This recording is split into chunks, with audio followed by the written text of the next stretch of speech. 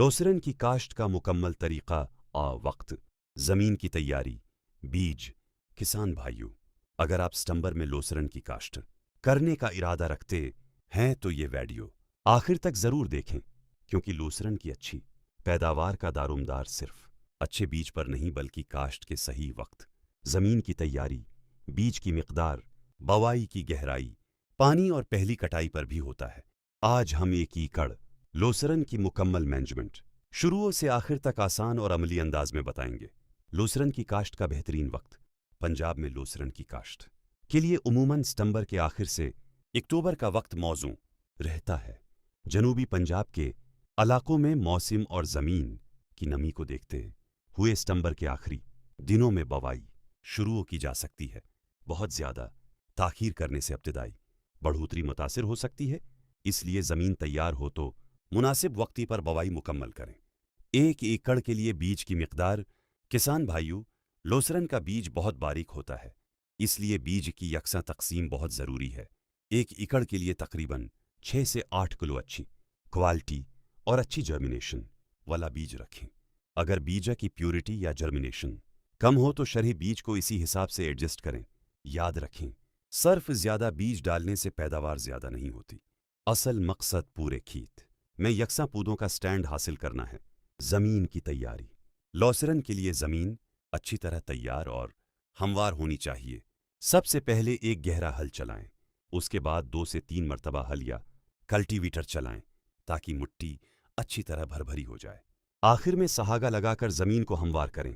ख़ास तौर पर ज़मीन में बड़े ढीले नहीं होने चाहिए, क्योंकि लोसरन का बीज बहुत छोटा होता है। और एक अहम बात, जिस खेत में पानी खड़ा रहता हो वहाँ ड्रेनेज बेहतर किए बगैर लोसरन की काश्त न करें। बीज बोने का बेहतरीन तरीका।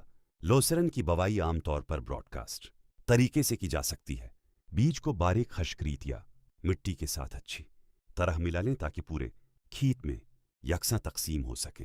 बीज को 2 हिस्सों में तकसीम करें। पहला हिस्सा एक समत में बखेर दें और दूसरा हिस्सा मुखालिफ समत में। इससे सीड डिस्ट्रीब्यूशन ज़्यादा यकसा रहती है। उसके बाद हल्का सहागा लगाएं। बीज को बहुत गहरा न दबाएं। लोसरन का छोटा बीज गहरा होने की सूरत में इगाव मुतासिर हो सकता है। खाद का इस्तेमाल। काश्त से पहले अगर अच्छी तरह गली सड़ी गोबर की खाद दस्तयाब हो तो ज़मीन की हालत बेहतर बनाने में मदद दे सकती है। केमियाई खाद में फास्फोरस और पोटाश की ज़रूरत ज़मीन के तज्ज़िये के मुताबिक तय करना ज़्यादा बेहतर है। लोसरन दालदार फसल है, इसलिए सिर्फ ज़्यादा सब्ज़ा हासिल करने के लिए भारी मिकदार में यूरिया देना दरस्त तरीका नहीं। अगर ज़मीन में ज़ंक, सल्फ़र या बोरान की कमी हो तो सॉइल टेस्ट के मुताबिक उसे पूरा करें। पानी का इंतज़ाम। बवाई के वक्त ज़मीन में मुनासिब नमी मौजूद होनी चाहिए। पहली आबपाशी का मकसद ज़मीन को नम रखना है, पानी खड़ा करना नहीं। ख़ास तौर पर भारी ज़मीन में ज़्यादा पानी देने से जड़ों को नुकसान पहुँच सकता है। बाद में पानी का वक्फा मिट्टी की कसम, मौसम और फसल की ग्रोथ के मुताबिक रखें। हल्की ज़मीन में पानी जल्दी जबकि भारी ज़मीन में निस्बतन देर से दरकार हो सकता है।